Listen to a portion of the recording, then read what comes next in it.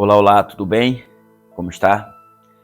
Estamos aqui mais uma vez para estudarmos a Bíblia Sagrada. Nós estamos hoje no estudo de número 20. Esse é um assunto muito relevante, é muito importante que você fique bem atento a esse estudo, por isso eu convido que você pegue a sua Bíblia. E se você tiver o seu estudo aí ouvindo a voz de Deus e quiser acompanhar, tudo bem. Mas o essencial é que você esteja com a Bíblia nas mãos e que vá acompanhando passagem por passagem. Por isso que o nome é Estudo da Bíblia. Não é o que eu digo, não é o que eu penso, não é o que eu suponho, não são as minhas percepções, as minhas suposições. E nós temos que entender aqui que é o estudo da Palavra de Deus. E por isso nós precisamos conhecer a verdade, porque só a verdade nos liberta. Esse é um tema um pouco complexo, porque algumas pessoas, na verdade a maioria das pessoas, não aceitam tomar uma decisão em uma igreja por conta desse tema que nós iremos estudar, o dízimo. Vivemos dias de muitos enganadores, muitos líderes religiosos que não são, na verdade, charlatões da fé, salteadores do dinheiro alheio, ladrões, em outras palavras. E por conta desse tema, essa questão de dízimo, muitas pessoas sinceras podem ser condenadas ou ficar fora no dia da volta de Jesus por não aceitarem viver a vontade de Jesus. Aí você diz, mas Gil, quer dizer que se eu não devolver o dízimo, eu serei condenado? Não. Se eu não for crente, eu serei condenado? Não. Você só será condenado se você não for obediente. Se você conseguir obedecer à vontade de Deus, em sua casa, com a sua família, em seu lar, na sociedade, no seu trabalho, na sua vida diária, não tem problema, entendeu? Lá em Eclesiastes 12, 13 diz, o que importa a suma de todas as coisas, que quer dizer, o mais importante é de todas as coisas, temer a Deus e guardar os seus mandamentos, porque esse é o dever de todo homem. Se você conseguir, amém. Porém, eu acho difícil, porque da mesma forma que às vezes na congregação temos a nossa fé enfraquecida por alguns testemunhos negativos, mas podemos achar pontos mais positivos, né? Melhores pontos em congregar, porque temos muitos testemunhos positivos que aumentam a nossa fé. Então é muito importante congregar, é muito importante frequentar a igreja, uma igreja, de preferência a igreja que tenha os princípios bíblicos e não do homem. Mas como saber? É por isso que você está estudando a Bíblia, para que você descubra. Não vá por mim. Eu sou ser humano, eu sou falho, eu sou pecador, não sou pastor, eu sou evangelista voluntário, eu não recebo para pregar o evangelho, nunca recebi nada em troca da mensagem, nem a despesa a qual eu emprego para poder pregar o evangelho aonde eu sou chamado, eu nunca recebi. Não falo isso para me enaltecer, toda a honra é do Senhor. É uma forma que eu descobri de contribuir na pregação do evangelho. E esse estudo que está sendo gravado aqui, ele também tem valores. Ele é editado, eu pago alguém para editar, para colocar no canal, tudo para levar a mensagem do evangelho até você, tá bom?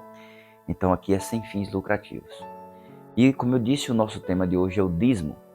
E o dízimo é muito importante que você entenda que assim como a igreja ainda existe, o dízimo também ainda existe. Ok? Então é preciso entender que existe um percentual, sim, que você deve contribuir para a obra avançar. E nós vamos descobrir hoje quanto e como, ok? Então, já que você pegou o seu estudo ou a sua Bíblia, eu quero te convidar a fechar os teus olhos e vamos pedir permissão ao Senhor Deus. Oremos. Santo Deus, nosso Pai Criador, nosso Deus soberano. Nesse momento, Pai, estamos aqui reunidos entre irmãos para mais uma vez estudarmos a Tua Palavra.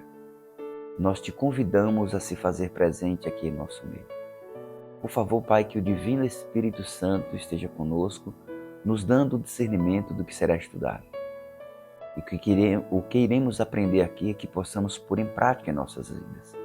Que possamos, por favor, Senhor, ser luz nesse mundo de trevas.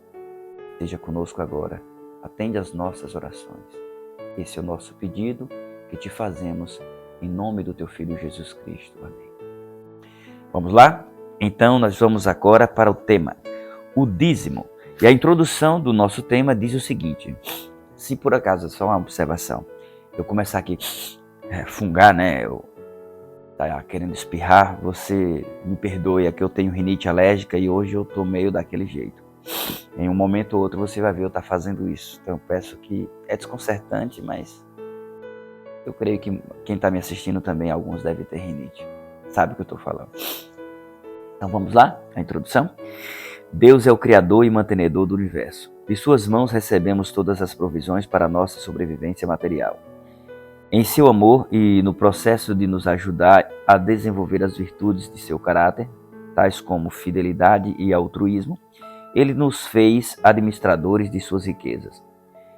E numa sociedade singular, requer que lhe devolvamos 10% dos bens que põe em nossas mãos, deixando a nosso encargo a administração sábia, judiciosa e fiel dos restantes 90%. Como a Bíblia ensina essa parceria, como a Bíblia ensina, essa parceria nos rende eternos dividendos. Primeira pergunta de hoje diz o seguinte: como Deus manifestou seu amor por nós? Nós vamos para a carta de João, primeira carta de João, capítulo 4, versículo 9. Aqui próximo a Apocalipse, depois de Hebreus, Pedro, Tiago, 4, 9. Eu disse, né? Ia ficar cafungando o nariz. Nisto manifestou o amor de Deus em nós, em haver Deus enviado o seu Filho unigênito ao mundo para vivermos por meio dele. Como Deus manifestou o seu amor por nós? Marque V para verdadeiro ou F para falso. Entregando-se, negando-se e castigando. Entregando-se. Essa é a resposta correta. Ou seja, uma das maiores demonstrações de amor, de entregar algo para Deus, Ele fez primeiro por nós. Ele entregou seu Filho Jesus para morrer por nós pecadores. Então, por mais que devolvamos 10% da nossa renda, e ofertas também, que nós iremos estudar no próximo estudo, por mais que dediquemos tempo e atenção, dedicação ao trabalho de pregar o Evangelho, ainda é pouco, porque Deus Ele deu o que você não daria. Ele entregou seu Filho por nós. O que Deus fez por seus filhos? Deuteronômio, capítulo 8, versículo 17 e 18. Deuteronômio é o 5º livro da Bíblia, é o último livro de Moisés. Ok? Deuteronômio. Aqui. 8.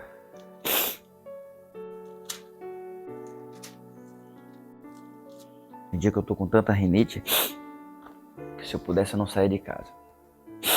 Mas é assim mesmo. Às vezes eu não posso, tenho que sair mesmo assim.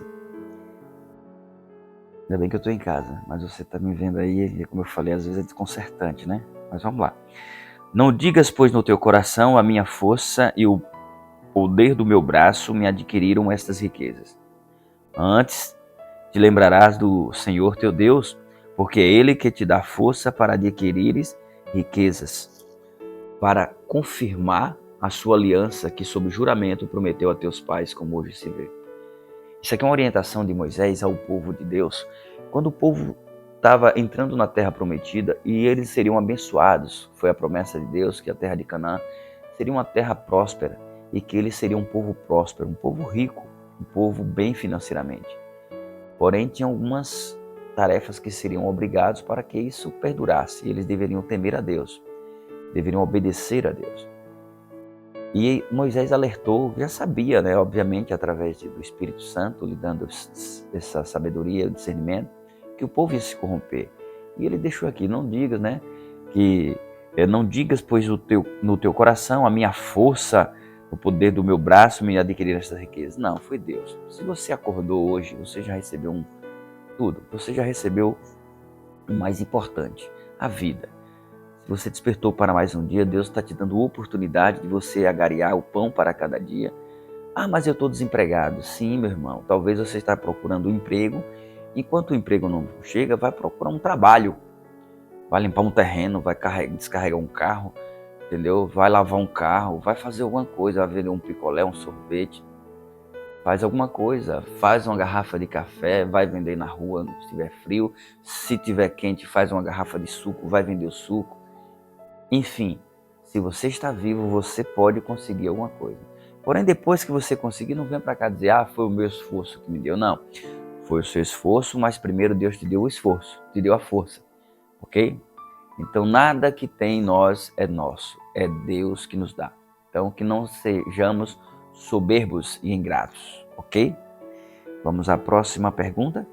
Sim, aqui a resposta da segunda pergunta foi: o que Deus faz por seus filhos? Ele dá forças para adquirirem riquezas, ok? É Deus que dá força. Se você tem, é porque Ele te deu. Se você ainda não tem, é porque Ele está te dando e você não está sabendo usar. Porém, lembrando que a riqueza não é tudo, porque a riqueza vai ficar aqui, viu? A riqueza mais importante é a salvação em Cristo Jesus. Os bens materiais serão queimados, tanto do justo como do ímpio. Por que razão possui Deus direito sobre nós e nossos bens? Porque Ele tem direito, né? Por que será? Gênesis 1:1. Gênesis, capítulo 1, versículo 1. Muito conhecida essa passagem, mas é bom a gente relembrar, né? Gênesis 1:1. Ai, Senhor. No princípio criou Deus os céus e a terra.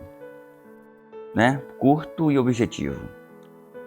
Vamos para o outro, Salmo 24:1. Salmos 24:1. Ao Senhor pertence a terra e tudo o que nele se contém, o mundo e os que nele habitam. Ainda tem salmo aqui, Salmo 50, 10 e 11. 50, 10 e 11. Pois são meus todos os animais do bosque e as alimarias aos milhares sobre as montanhas. O 10 e 11? Isso. Conheço todas as aves dos montes e são meus todos os animais que pululam no campo. A pergunta foi: por que razão possui Deus direito sobre nós e nossos bens? Porque Ele é o Criador do universo, não é isso? E porque Ele é Criador, Ele é o mantenedor, Ele é Redentor, ou porque Ele é interesseiro? Não, se Ele é o Criador, se Ele é o mantenedor, se Ele é dono de todas as coisas, então Ele não é interesseiro. É você que está usufruindo do que é de Deus. Então, é por isso que Ele tem direito sobre a sua vida e sobre o que você tem, que você acha que é seu. Que percentual de nossas rendas Deus reservou para que lhe devolvêssemos como ato de adoração? Nós vamos aqui para Levítico, o terceiro livro da Bíblia, capítulo 27, versículo 30. Levítico 27, 30. Aí você fala assim: eu não sei por que esse negócio de dar dinheiro na igreja. Se Deus não precisa de dinheiro, não precisa mesmo não. Deus é rico. Mas então por que nós temos que devolver dízimos e ofertas? Nós vamos ver aqui agora. Qual foi a pergunta? Eu tive que dar uma pausada para ir tomar um remédio, um antialérgico. Das duas, uma. Eu fico bom, eu vou dormir aqui passando esse estudo. A questão de número 4, não é isso? Que percentual de nossas rendas Deus reservou para que lhe devolvêssemos como ato de adoração? Levítico 27, 30 dá a resposta.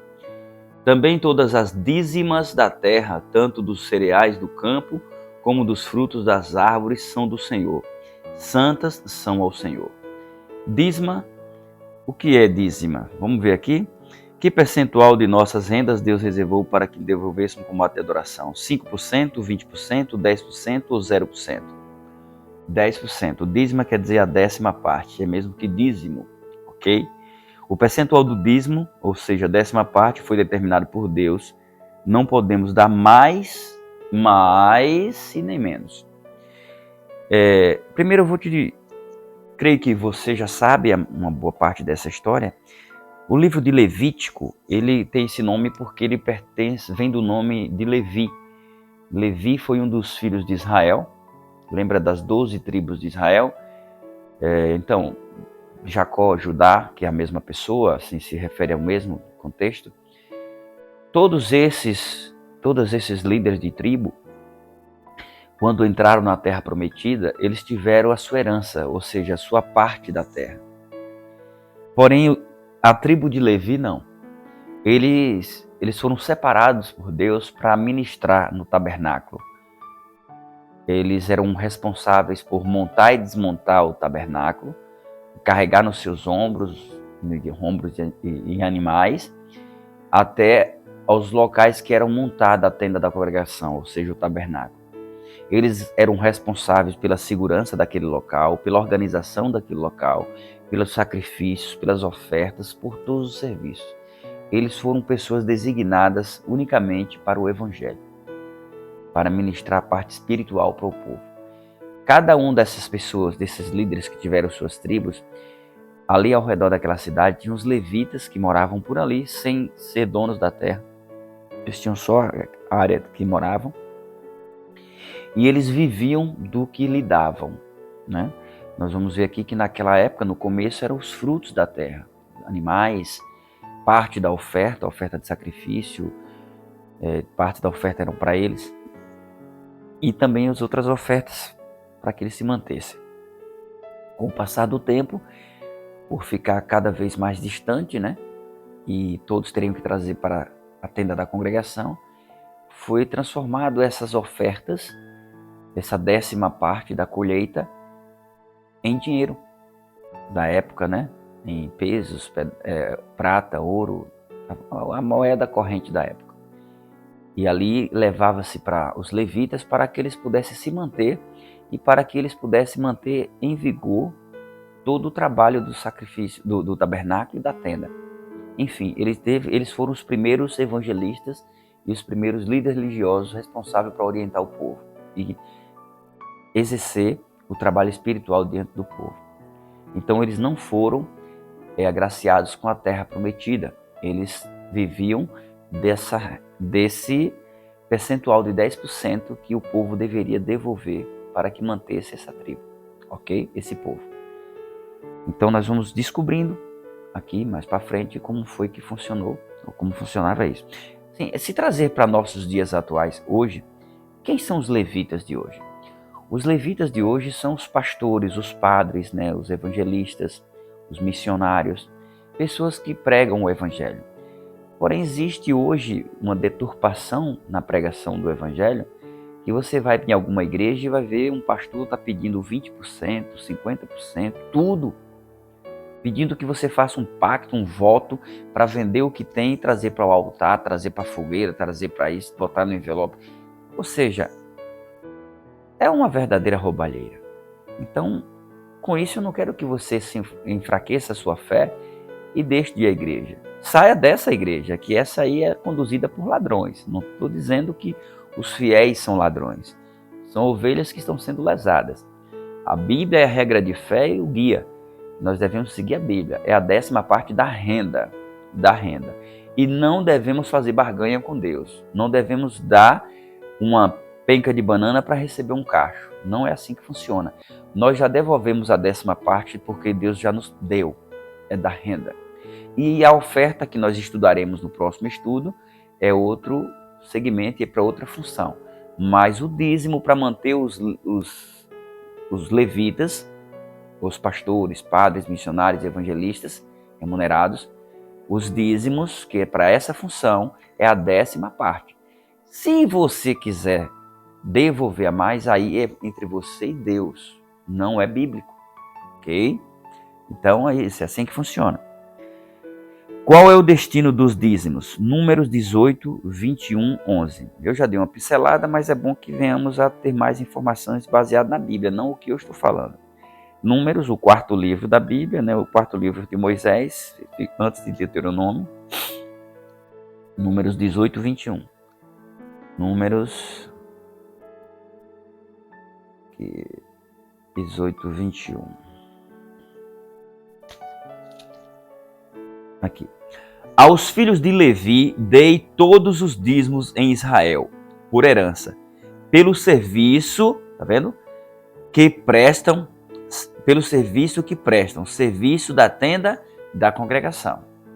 É o que eu expliquei, tá vendo? Agora tem mais, vamos lá.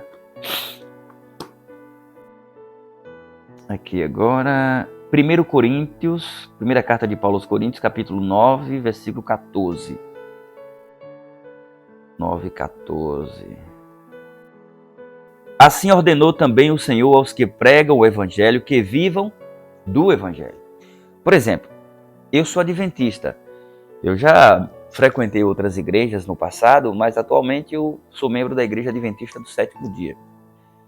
Eu me batizei a primeira vez em 2015, me afastei logo pouco antes de um ano depois, por não concordar com algumas regras em termos de logística, né? Eu sou meio explosivo, meio ansioso e acabei me afastando. Fiquei um ano e pouco fora e vai fazer agora 6 anos, né, que eu retornei. Por que eu retornei? A igreja mudou, Gil? Não. Eu tentei até, eu não queria ficar sem congregar. É que eu continuei estudando a Bíblia e, mesmo me afastando da igreja, eu percebi que a igreja adventista, ela tem a doutrina bíblica. Alguma coisa que eu não concorde com a igreja não é com relação à doutrina. Os ensinos da igreja estão 100% de acordo com a Bíblia.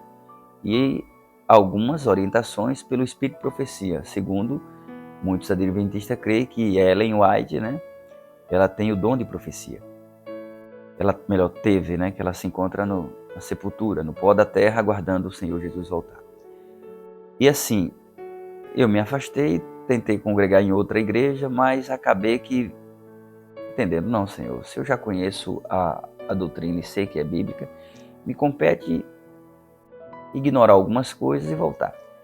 E uma das coisas que me fez voltar foi a questão da administração com o dinheiro do povo, né? De Deus que o povo devolve. O dízimo. O dízimo, ele é designado para manter os levitas. Quem são os levitas? Os pastores, missionários e evangelistas. Com relação aos pastores, eles têm um teto de salário fixo. O pastor que trabalha, suponhamos, em Capim Grosso, o pastor ordenado, ele não ganha mais do que o que trabalha na capital. É um teto que não mexe para um lado nem para outro. O custo de vida lá pode ser mais caro, mas quem paga é a associação, né? Mas o que ele recebe pelo trabalho dele, pela prestação de serviço dele como mensageiro do Senhor, é o mesmo valor. Se ele congregar numa igreja que a arrecadação é pequena, é o mesmo valor. Que é grande, é o mesmo valor. Porque todos os dízimos arrecadados naquela associação vai para a associação, para a missão, e de lá é que sai o pagamento para cada um. Eles não podem ter outra função além de pastor. Eles podem ser professor, eles podem ser ter qualquer formação. Eles não podem exercer outra atividade a não ser pregar o evangelho. Eu falo a verdade pelo que um pastor adventista ganha, não querendo menosprezá-los e também não achando que eu sou rico, que eu ganho mais, mas pelo que eles passam com relação a pessoas e a membros, eu acho pouco. Eu acho pouco porque é muito trabalho. Um pastor adventista, ele administra aí 5, 6, 7 igrejas, e tem deles que administra até 20 igrejas por distrito, né? É um pastor por distrito. Aqui em Capim Grosso temos 4, deixa eu ver, 3 distritos aqui na cidade, que deve dar aí mais de quase 30 igrejas, né? Para 3 pastores. E é um sufoco. Eu concordo que é uma luta muito grande. E eles não podem ter outra atividade remunerada para poder ganhar um extra. Os seus parentes, filhos e esposa podem, mas ele não. Ele não pode nem sequer vender um objeto. Vende-se isso para ganhar dinheiro. Não. O meio de vida dele é como diz aqui, ó, lá em Números, né? Perdão, aqui mesmo em Coríntios, desculpa. Assim ordenou também o Senhor aos que pregam o evangelho que vivam do evangelho. Então o pastor adventista, ele vive unicamente do evangelho. Ok? Então, isso foi um desses pontos que me fez voltar. Ao contrário de outras igrejas, que é 7 salários, 10 salários, eu cheguei a ver aqui na minha cidade uma igreja, uma congregação não tão grande, até pequena, que segundo membros de lá, o pastor ganhava 14 salários mínimos. Gente, isso é um absurdo, isso é salário de político. E aí não tem como dizer que uma pessoa dessa está pregando o evangelho por amor. Não, ele está pelo dinheiro. Ele tem casa para morar, combustível do carro, manutenção do carro, plano de saúde, ainda 14 salário mínimo. Opa, você é ladrão. Desculpa eu falar com essa expressão, você não está pregando por amor, não. Você é usurpador da fé alheia. E ainda tem os piores, que é tudo. É o que entra, é tudo deles. Então, eu sou contra esse tipo de coisa. Completamente contra. O que o pastor adventista ganha, você pode pesquisar se você quiser, não sei se você vai conseguir a informação, mas se tem alguém que conhece da igreja, ele pode te dar essa informação. É menos que um padre. Um padre ordenado ganha mais do que um pastor adventista ordenado. Eu lhe garanto isso que eu estou lhe falando. Tá bom? Não estou defendendo pastores, nem condenando padres, nem outros pastores, mas eu não concordo que aquele que se diz pregador do evangelho ganhe numerários exorbitantes dizendo que prega por amor. Eu sou contra. Ok? Cristo, ele precisou de dinheiro? Sim. Ele poderia fazer milagre e aparecer dinheiro todos os dias. Ele podia, não podia? Mas ele não fez. Tinha Judas, que era o tesoureiro, ele carregava a bolsa com dinheiro para quê? Porque não era todo dia que ele fazia multiplicar pães e peixes. As pessoas contribuíam, proporcional que podiam, para que aquele ministério de 3 anos e meio fosse pregado, fosse levado para aquelas aldeias e para aquelas cidades. Então tinha um tesoureiro, se tinha tesoureiro porque tinha que administrar o dinheiro. Entendeu? E Cristo, ele não teve salário, mas ele teve seu sustento, ele era sustentado do evangelho. E Paulo também não teve salário, mas ele era remunerado pelo povo proporcional às suas necessidades. Entendeu? Se não fosse assim, ele não tinha como pregar em tantos países com o qual ele pregou. Então, o dinheiro é necessário, sim, para a pregação do evangelho e para manter os responsáveis pela pregação do evangelho. Ok? Vamos lá, senão esse estudo vai ficar muito grande. Malaquias 3,10, bem conhecido, né? Acho que muitos já têm de cor, mas nós vamos passar por esse ponto aqui várias vezes nesse estudo. Que nesse e no próximo, Malaquias 3,10. Trazei todos os dízimos à casa do tesouro para que haja mantimento na minha casa. E provai-me nisto, diz o Senhor dos Exércitos. Se eu não vos abrir as janelas do céu e não derramar sobre vós bênçãos sem medida. Ou seja, essa aqui foi a última pergunta desse ponto, né? A última passagem. Qual é o destino dos dízimos? Para manutenção dos que pregam o evangelho. Antes eu não entendia essa parte. Trazei todos os dízimos de ofertas à casa do tesouro para que haja mantimento na minha casa. Pasmem, eu achava que era para ter um depósito, uma despensa, né? Cheio de cestas básicas, remédios, para poder ajudar os membros, ajudar as pessoas. Analisando o ser humano do jeito que gosta não todos, mas do jeito que gosta do mole, imagina só se tivesse isso. Ninguém mais queria trabalhar e quem ia manter isso aí? Ia fazer filas sem fim na frente das igrejas para poder receber o mantimento. Quando fala trazer os dízimos e ofertas à casa do tesouro para que haja mantimento na minha casa, é para manter a casa, manter a pregação do evangelho, tá bom? Então hoje eu entendo da forma correta. Às vezes você pode entender a Bíblia de uma forma fora do contexto e por isso você não está concordando, mas Deus ele é onisciente, onipresente, onipotente, ele sabe de todas as coisas e na sua palavra não tem nenhuma dúvida, tá bom? Tudo que está aqui escrito é válido e o que você tem que pedir é discernimento. Ainda em Malaquias 3,8, o que Deus diz daqueles que retêm os dízimos e ofertas? Malaquias 3,8, eu saí aqui, fala sério.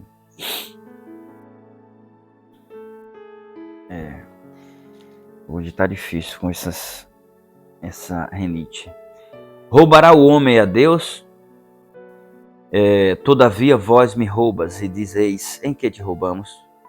O Senhor responde aqui através do profeta, nos dízimos e nas ofertas.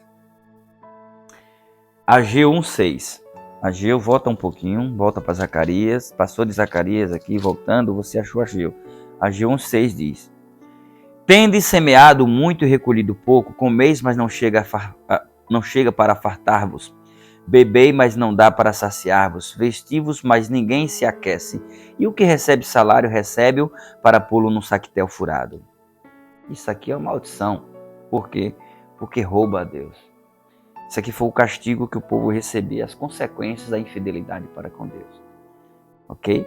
Então aqui, o que Deus diz daqueles que retêm os dízimos e ofertas? Aceita suas desculpas, não diz nada ou reprova a sua atitude? Obviamente reprova essa atitude, né? Ele não concorda com isso. A questão de número 7. Que promessas Deus faz aos que fielmente lhe devolvem o dízimo? Provérbios 3, 9 e 10. Provérbios 3, 9 e 10. Olha aqui. Honra o Senhor com os teus bens e com as primícias de toda a tua renda. E se encherão fartamente os teus celeiros e transbordarão de vinho os teus lagares. Tem mais.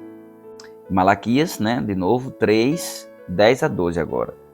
Malaquias 3, 10 a 12. Repetindo, trazeis os dízimos à casa do tesouro, para que haja mantimento na minha casa, e provai-me nisto, diz o Senhor dos Exércitos, se eu não vos abrir as janelas do céu e não derramar sobre vós bênçãos sem medida. Por vossa causa repreenderei o devorador, para que não vos consuma o fruto da terra. A vossa vide no campo não será estéril, diz o Senhor dos Exércitos. Todas as nações vos chamarão felizes, porque vós sereis uma terra deleitosa, diz o Senhor dos Exércitos. A pergunta foi, que promessa Deus faz aos que fielmente lhe devolvem o dízimo? A promessa é essa, abrir as janelas dos céus e derramar bênçãos sem medidas. Presta bem atenção nessa alerta aqui, tá bom? Nessa mensagem de alerta. É importante lembrar que a motivação para a devolução do dízimo a Deus não é conseguir bênçãos, mas expressar amor e prestar adoração a Ele como nosso Criador e mantenedor. Eu já falei e volto a falar, você devolve porque já recebeu. Você é fiel a Deus, Deus vai te honrar.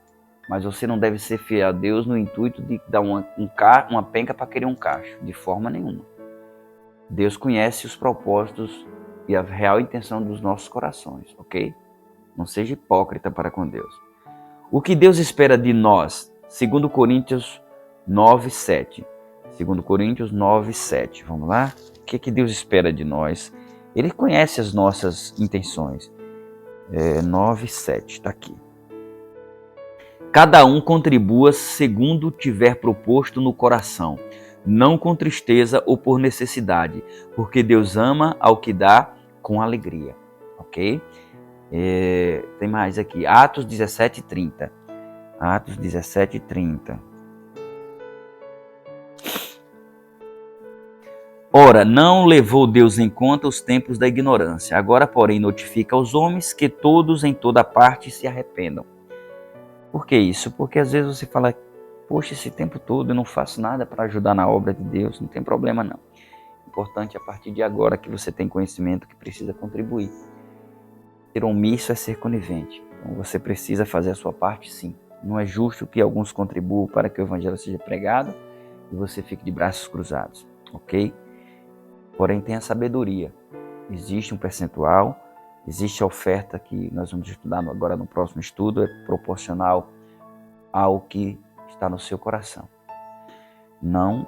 Você não deve dar uma oferta grande achando que vai receber muito, por isso eu vou dar muito. Não, você deve dar conforme o que Deus colocar em seu coração. Inclusive o ato de ofertar, ele é um ato mais bonito do que o do dízimo. Porque o dízimo dá um percentual bíblico de 10%. Por isso tem o nome de dízimo, né? A 10ª parte. E nesse caso, oferta não tem valor. A oferta, ela pode ser muita, pode ser pouca, pode ser quase nada. É proporcional ao seu coração. A igreja adventista, ela trabalha da seguinte forma. É uma das formas que até, inclusive, eu não concordo, viu? Mas fazer o quê? O dízimo é totalmente designado para a manutenção dos responsáveis pela pregação do evangelho. Pastores. A oferta, 60% fica na igreja local, 40% vai para a associação para ajudar na pregação do evangelho local. Esse 60% que fica na igreja local é para construir igrejas, é para pagar conta de água, luz, zelador, internet, comprar microfone, caixa de som, enfim, para manter a igreja em si e continuar funcionando. Sabe qual é o problema nisso? É que as pessoas são fiéis nos dízimos, mas são infiéis nas ofertas. Devolve 10ª parte do dízimo, da renda do dízimo para dizimar, mas cata só uma moedinha que sobrou do pão para levar para a oferta. E por conta disso, muitas igrejas andam pendengando. É preciso entender que é a sua oferta, 60% da sua oferta que fica na igreja local para manter a sua igreja. Melhor, a igreja de Deus a qual você congrega. Eu, por exemplo, quando eu estou numa igreja e quero ofertar e eu vejo que aquela igreja está precisando de alguma coisa, tipo uma reforma, eu direciono. Alguns pastores não querem que oriente isso, mas eu oriento. Eu sigo a Cristo, não a pastores. Não quero ser ignorante com isso. Mas é que cada um conhece a sua situação.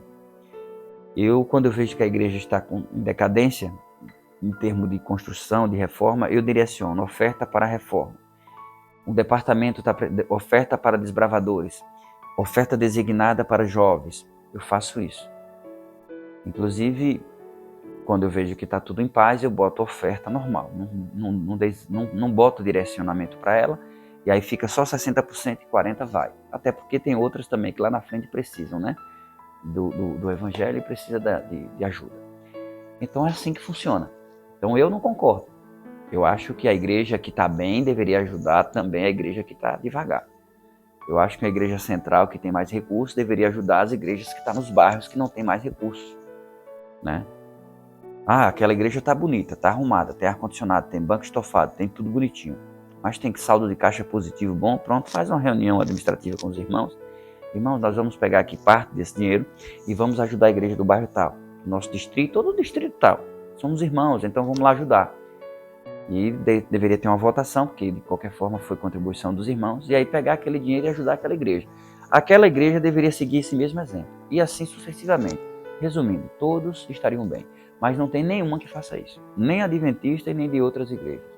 Querem deixar que aquela igreja pequena se mantenha só dos seus recursos. Eu não concordo. Mas fazer o quê, né? Manda quem pode e obedece quem tem juízo. Como eu não tenho juízo, eu não obedeço dessa forma. Por isso que eu direciono a maior parte das minhas ofertas. Aí você fala, esse cara é doido? Como é que está dando estudo dando essas orientações? Eu estou te dando o estudo da Bíblia. Agora a minha colocação é entre eu e Deus. Se você quiser acompanhar, é com você e Deus, tá bom? Então, o que Deus espera de nós é fidelidade sistemática, ou seja, frequente, né, e organizada.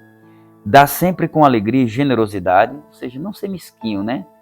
Poxa, sobrou a moedinha, vai lá e coloca. Só tem R$2, coloca. Tudo bem, se você não tem nada, não tem problema, não dê nada. Se você só tem aquela moeda e você quer ofertar aquela moeda, dê. Não, olha a oferta da viúva. O importante é que Deus conhece o propósito do seu coração. Mas Deus conhece, então você sabe que Ele conhece. Então você não tem que ir por mim. É entre você e Deus, tá bom? Inclusive eu quero até comentar aqui. Eu frequentei uma igreja aqui em Capim Grosso numa época que o pastor, o saudoso pastor tal, não precisa comentar nome, ele no dia de domingo lá, ele levantou uma questão sobre dízimo. Na verdade ele gostava muito de falar sobre dízimo. E ele foi e disse, vocês acham que o dízimo deve ser devolvido do bruto ou do líquido, né? E um falava do bruto, outro do líquido. E um irmão foi e perguntou, mas eu recebo X, na minha carteira marca X, mas só que só vem na minha mão X. Eu devo devolver do que está na carteira ou do que vem em mão? Aí ele disse, do que está na carteira, senão você não está sendo fiel. Eu, como sou meio doido, né? Eu levantei a mão e disse, eu discordo. Por que você discorda, irmão? Porque dessa forma aí, o irmão vai dizimar 2 vezes. O INSS dele que foi retido é para o aposento dele, para um benefício ele chegar a ficar inválido. Quando ele estiver encostado e não puder mais trabalhar, ele vai continuar sendo dizimista. Então não precisa ele dizimar daquilo que foi tirado para essa finalidade agora. Ele tem que dizimar do líquido, do que vem em mão. Não funciona isso para você que tem um salário, né, obviamente, chega em casa, paga suas despesas todas, faz o mercado, compra de mercado, paga energia, aí sobrou, vai lá e diz, não, é diferente. O que veio em sua mão, você ganha R$ 1.200, chegou 1.200 na sua mão, 120 é a 10ª parte, que dá uma oferta é você e Deus, você que sabe quanto é que vai doar de oferta, mas o dízimo é a 10ª parte da sua renda, ali é a sua renda. Ah, mas eu tenho um compromisso disso, se você ficar colocando em conta o bujão de gás, a água, a luz, a internet, a prestação do sapato, a escola de Joãozinho, de Maria, se você botar, o salário não dá, e Deus fica como? Então, primeiro Deus, você chegou, recebeu, já tiro do Senhor. É assim que funciona. Por isso que é questão de fé. Porém, tem um ponto na igreja adventista que eu admiro muito. Eu nunca vi, pelo menos eu nunca vi, um pastor ir na porta de alguém cobrar o dízimo. Ei, você está infiel no dízimo. Ou pegar o microfone lá e ficar falando. Não. Eu nunca vi e não concordo se isso chegar a acontecer um dia. Isso é muito antiético, né? Não existe esse tipo de coisa. O dízimo é algo pessoal, é uma consagração e adoração a Deus, entre você e Deus. Então é você e Deus, tá bom? Então é assim, você tem que ser generoso, ser sistemático e procurar ser organizado. Deus não deixa que os seus fiéis passem por dificuldades se você for fiel. Pode ter certeza disso, eu lhe garanto, tá bom? Se você tem dúvida como funciona a empregação desse dinheiro, você vai na tesouraria e pede um relatório mensal. Na verdade, a maioria das igrejas tem como foi gasto, quanto foi arrecadado e quanto foi gasto das ofertas. O dízimo aí já é outros 500, porque o dízimo é algo muito pessoal. Se você for pedir e ele quiser te falar quanto arrecadou, tudo bem, mas ele te dizer quem devolveu e quem não devolveu, aí já não pode. Você vai ficar sabendo se fulano devolveu o dízimo ou não. Aí é totalmente fora. Não tem lógica isso, é algo pessoal, tá bom? Então você não vai ter acesso ao dízimo de fulano ou de Beltrano.